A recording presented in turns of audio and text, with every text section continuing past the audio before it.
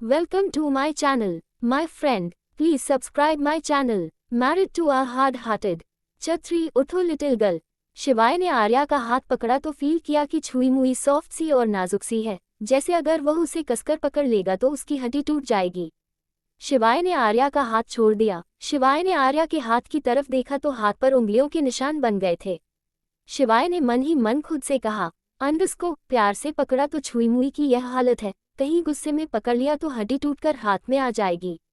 शिवाय ने फिर आर्या की तरफ देखकर गुस्सा में लेकिन धीरे से कहा, अंडस को किचन में जाने की जरूरत नहीं है, खाना तुम गार्डन में बनाओगी। शिवाय ने राजवीर को देखकर कहा, अंडस को समझा दो इसे खाना कैसे बनाना है। इतना कहकर शिवाय फिर से अपने कमरे में चला गया। अब आगे राजवीर ने आर्या को इशारा किया और आर्या राजवीर के पीछे पीछे चली गई। राजवीर उसे गार्डन की दूसरी तरफ ले गया, जहां सर्वेंट क्वार्टर बने हुए थे। उन्हीं में से एक कमरे में बहुत बड़े बड़े बर्तन थे।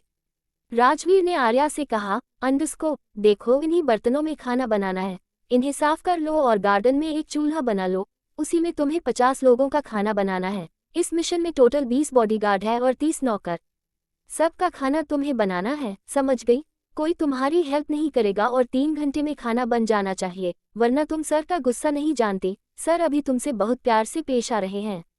आर्या ने हाँ में गर्दन हिला दी। राजवीर पलट कर जाने लगा। राजवीर 4 ही कदम चला था कि वापस आकर आर्या की तरफ देखकर बोला, अंडस को तुम्हें खाना बनाना तो आता है ना?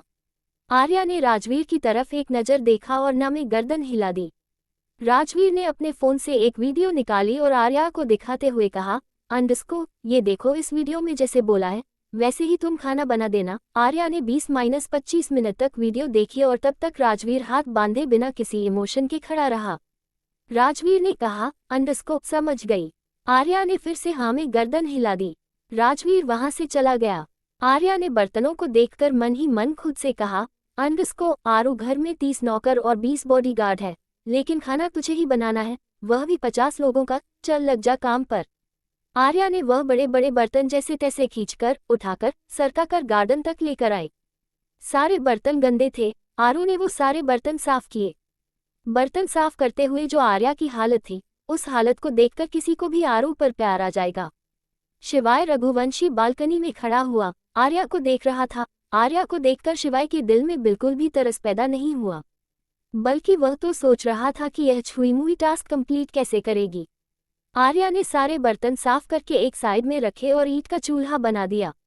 खाना बनाने में जिस जिस सामान की जरूरत थी, राजवीर ने नौकरों से कहकर सारा सामान गार्डन में रखवा दिया था। आर्या ने फिर सब्जी उठाए और उसे काटना शुरू किया। सब्जी काटते हुए आर्या के हाथ में बहुत सारे कट लग गए, लेकिन वो रुकी नहीं, बस वो किसी तरह खाना बनाने लगी। शिवाय उसे बालकनी से देख रहा था। शिवाय के मन में उसके लिए थोड़ा भी प्यार नहीं पनपा, बल्कि उसे देखकर शिवाय को हंसी आ रही थी। शिवाय ने मन ही मन खुद से कहा, अंडस को देखता हूँ ये छुई मुई तब तक टिकती है। आर्या ने जैसे तैसे चूल्हा जलाया। आर्या से चूल्हा जल नहीं रहा था, लेकिन फिर भी वह चूल्हे में कभी फूंक मारती कभी हवा करती, पर उसने चूल्हा जला दिया। आर्या की आंखों से धुएं की वजह से पानी आने लगा। बड़े बड़े भिगोने जो उससे अकेली से उठ भी नहीं रहे थे, उसने जैसे तैसे करके चूल्हे पर रखा। आर्या ने भिगोने में तेल डाला। थोड़ी देर बाद आर्या ने तेल गर्म होने का वेट किया और एक कटोरी प्याज उसमें डाल दी। प्याज डालने से भिगोने में चर चर की आवाज आई तो आर्या डर गई और वह भिगोने से 10-12 कदम पीछे हट गई। शिवाय उसे बालकनी से देख रहा था। न चाहते हुए भी उसकी हंसी छूट गई। करीब 3 घंटा स्ट्रगल करने के बाद आर्या ने खाना बना दिया। आर्या को उस वक्त कोई भी देखता तो उसे गोद में उठाकर बहुत प्यार करता, क्योंकि आर्या बुरी तरह थक गई थी। चेहरे पर थकावट साफ नजर आ रही थी। शरीर का जो हिस्सा दिख रहा था उस पर हल्के हल्के काले निशान साफ नजर आ रहे थे, जो उसकी खूबसूरती को और बढ़ा रहे थे। आर्य को देखकर साफ नजर आ रहा था कि अगर उसने 10-15 मिनट काम और किया तो चक्कर खाकर वहीं बेहोश हो जाएगी, लेकिन वह जैसे तैसे अब भी होश में काम कर रही थी। आर्या ने काम करके राजवीर की तरफ देखा। राजवीर देख रहा था कि आर्या पिछले 3-3.5 घंटे से कितनी मेहनत करके खाना बना रही थी। राजवीर ने कहा, अंडस को थोड़ी देर बैठकर रेस्ट कर लो। आर्या ने बहुत मासूम से बच्चे की तरह हाँ में गर्दन हिलाए और गार्डन में पड़े हुए बेंच पर बैठ गई। आर्या बुरी तरह थकी हुई थी, इसीलिए बैठते ही 2-3 सेकंड में सो गई। शिवाय रघुवंशी पिछले 4 घंटे से आर्या को बालकनी से देख रहा था। शिवाय बालकनी से नीचे उतर कर आया। उसने राजवीर को देखकर कहा, अंडरस्को उठाओ इसे। राजवीर ने आज तक शिवाय का कोई भी ऑर्डर मना नहीं किया था, लेकिन आज उसका मन था कि वह कह दे कि सर आर्या को सोने दीजिए, वह पिछले 4 घंटे से बहुत मेहनत कर रही है। राजवीर हाथ बांधे खड़ा रहा। शिवाय ने फिर थोड़ा गुस्से में कहा, अंडरस्को। राजवीर सुनना बंद हो गया है, उठाओ इस छुई मुई को। 12। राजीव उस बेंच पर आया जहां आर्या सो रही थी। आर्या सोते हुए कितनी प्यारी और मासूम लग रही थी। कोई भी उसे देख ले तो उसकी हिम्मत ना हो उसे जगाने की, बल्कि उसे बड़े प्यार से गोद में उठाकर बेड पर लेटा दे, ताकि वो बेड पर आराम से सो सके।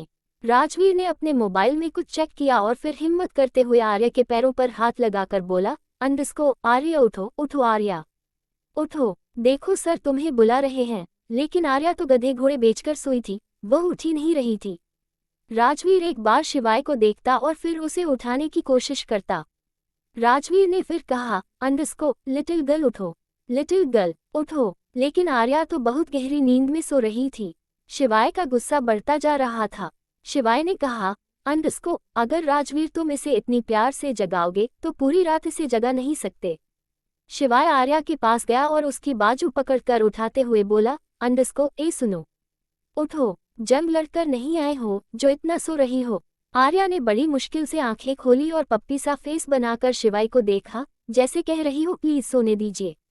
शिवाय ने अपनी सुलगती हुई आंखों से कहा, अंडरस्को, कहा ना उठो। आर्या बेंच से खड़ी हो गई। शिवाय ने कहा, अंडरस्को, खाना बना दिया, इसे सर्व कौन करेगा? तुम्हारा सो कॉल्ड बाप रणविजय सिंह राणा। जल्दी से सबको खाना सर्व करो। आर्या ने हाँ में गर्दन हिलाए और खाना सर्व करने की तैयारी करने लगी। घर के सारे नौकर और सारे बाउंसर गार्डन में चेयर टेबल पर बैठ गए थे। आर्या धीरे धीरे सबको खाना सर्व कर रही थी। आर्या ने पहली बार खाना बनाया था तो बहुत ज्यादा अच्छा नहीं बना था। आर्या से बस एवरेज खाना बना था। राजवीर भी एक प्लेट में खाना लेकर खा रहा था। सब बैठकर खा रहे थे, लेकिन राजवीर खड़ा होकर खा रहा था। राजवीर ने जैसा ही पहला बाइट खाया, वह समझ गया कि आर्या को खाना बनाना नहीं आता।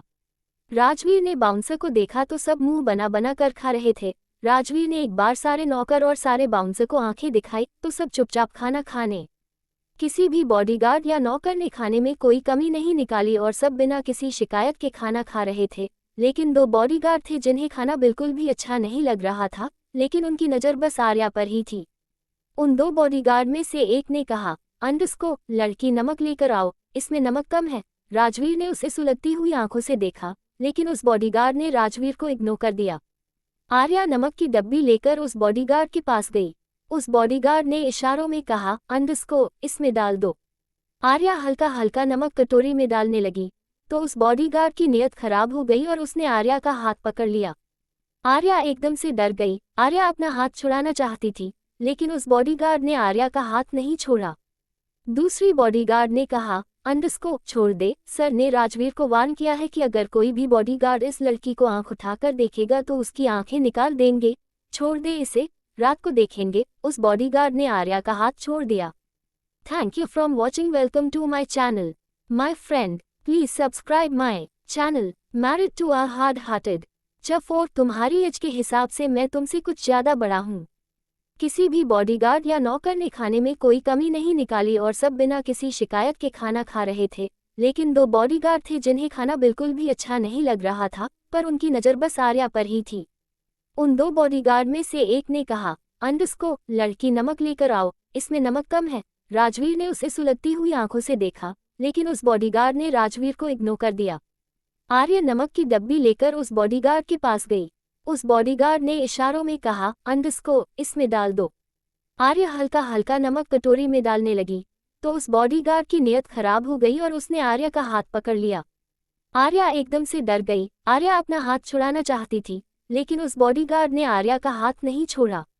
दूसरी बॉडीगार्ड ने कहा, अंडरस्को, छोड़ दे, सर ने राजवीर को वार्न किया है कि अगर कोई भी बॉडीगार्ड इस लड़की को आंख उठाकर देखेगा तो उसकी आंखें निकाल देंगे, छोड़ दे इसे, रात को देखेंगे। उस बॉडीगार्ड ने आर्या का हाथ छोड़ दिया।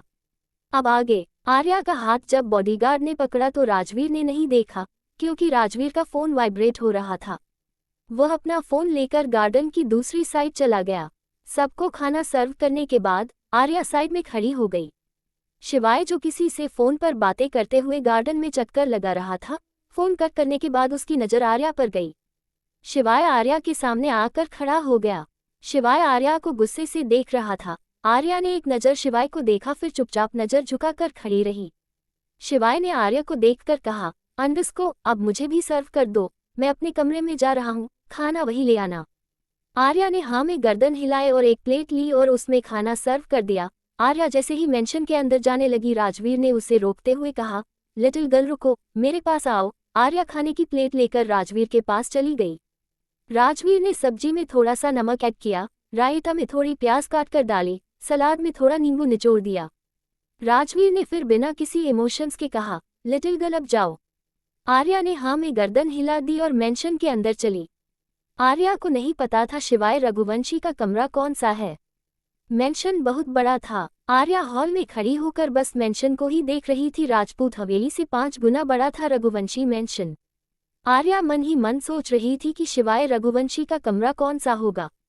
तभी उसके कानों में जोरदार आवाज पड़ी, ए छुई मुई, यहाँ खड़ा हूँ मैं, यहाँ है मेरा कमरा।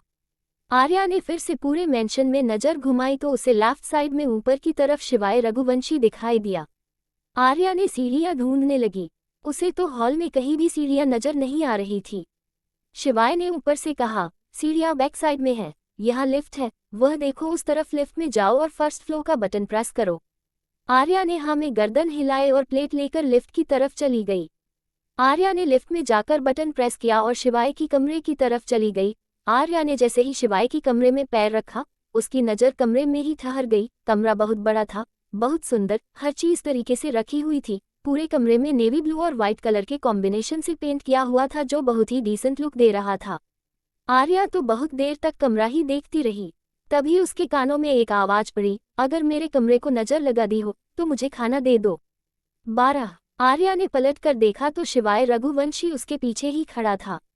आर्या शिवाय को देखने लगी तो शिवाय ने फिर कहा, अंडस्को माना मैं बहुत हैंडसम हूँ, अपने खानदान में सबसे ज्यादा हैंडसम। इसका मतलब यह नहीं कि तुम मुझे ऐसे घूर कर देखोगी। तुम्हें नहीं लगता तुम्हारी एज के हिसाब से मैं तुमसे कुछ ज्यादा बड़ा हूँ? तुम्हें देखकर लगता है तुम 17 या 18 साल की होगी और मैं 26 साल का होने वाला हूँ, तो मैं तुमसे 6-7 साल बड़ा हुआ। आर्या तो बस शिवाय को बिना किसी इम्प्रेशन के देख रही थी। शिवाय ने कहा, अंडस्को मुझे देखना हो गया हो तो खाना टेबल पर रख दो। आर्या ने टेबल पर खाना रख दिया और जाने लगी। शिवाय ने उसे रोकते हुए कहा, तुम्हें जाने के लिए कहा है? नहीं ना, चुपचाप खड़ी रहो जब तक मैं खाना नहीं खाता। शिवाय खाना खाने लगा। शिवाय खाना खाते ही समझ गया कि आर्या ने पहली बार खाना बनाया है, लेकिन पहली बार भी काफी हद तक अच्छा बनाया है।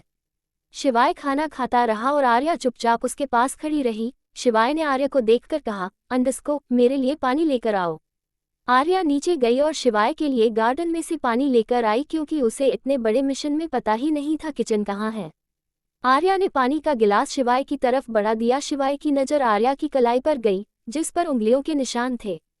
शिवाय ने पानी का गिलास पकड़ा और आर्या से कहा, अंडस्को अपने दोनों हाथ आगे करो। आर्या ने किसी मासूम से बच्चे की तरह अपनी दोनों हथेलियां शिवाय के सामने कर दी।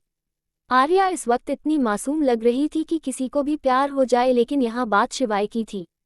शिवाय ने नोटिस किया कि आर्या के दोनों हाथों पर उंगलियों के निशान हैं। शिवाय को याद आया कि उसने तो छुई मुई का लेफ्ट हाथ पकड़ा था, तो राइट हाथ पर किसके उंगलियों के निशान हैं?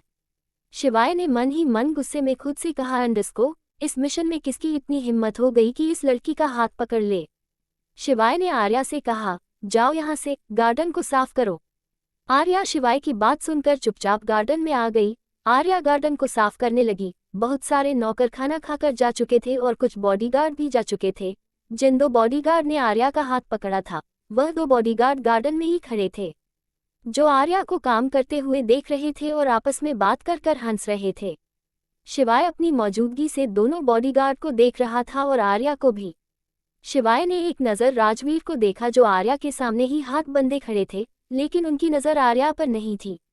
शिवाय ने उन दोनों बॉडीगार्ड को घूर कर देखा, लेकिन उन दोनों बॉडीगार्ड का ध्यान तो बस आर्या को काम करते हुए देखने में था। आर्या का सूट काम करते करते गीला हो गया था, जिस वजह से सूट उसकी बॉडी पर चिपक गया था।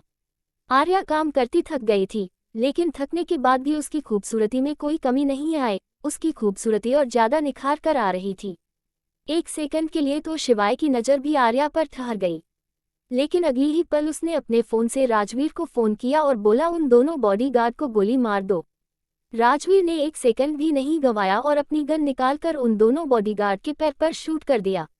गोली की आवाज सुनकर आर्या डर गई। उसके हाथ में एक छोटा सा बर्तन था जो सीधे उसके पैर पर गिर गया, लेकिन वह चिल्लाई नहीं। आर्या बिना किसी भावना के अपने पैर को देखने लगी और रब करने लगी।